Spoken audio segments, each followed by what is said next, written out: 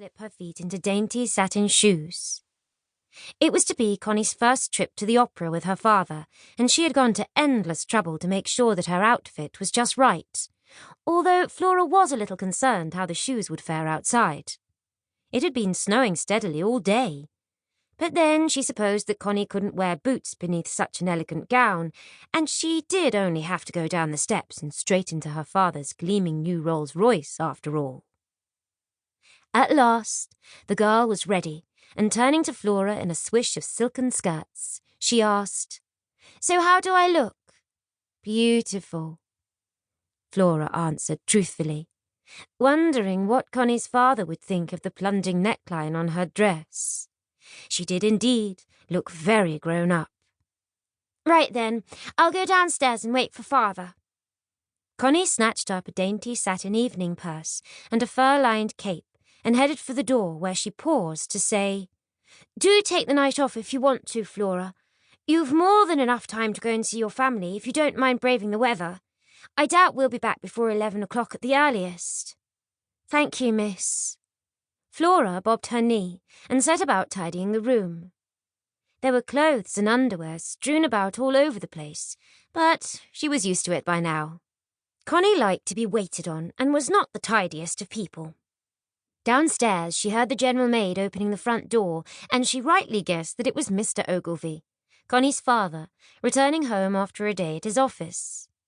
He owned a number of warehouses in Whitechapel, as well as a fleet of boats that imported goods from abroad, and it was rumoured that he was one of the richest men in London. Flora had never had any reason to doubt it, for his townhouse was situated in one of the richest areas of Mayfair, and Connie had had every advantage a young woman could possibly have: private tutors, a nanny, and beautiful clothes. She had never known what it was like to be cold and hungry as Flora had, but for all that, she didn't envy her. Her family lived in a poor part of Whitechapel, and her father was reliant on getting work daily on the docks unloading the boats that came in. If he didn't get work one day, they didn't eat. It was as simple as that. Yet for all that, they were happy. Unlike Connie, who, Flora had realised within a very short time of working there, was desperately lonely. The girl's mother had died while she was still very young, but before she died, she had coldly informed the child that she was adopted and that she had never really wanted her. Poor Connie had been heartbroken and had never really recovered from these cruel words. Thankfully, though, her father doted on her and spoiled her shamelessly. But he had a busy job, so after her adoptive mother's death, Connie had been left in the care of a number of tutors and nannies who came and went. Flora hurriedly finished tidying the room. It wasn't often she was given some unexpected time off, and she intended to make the most of the next few hours.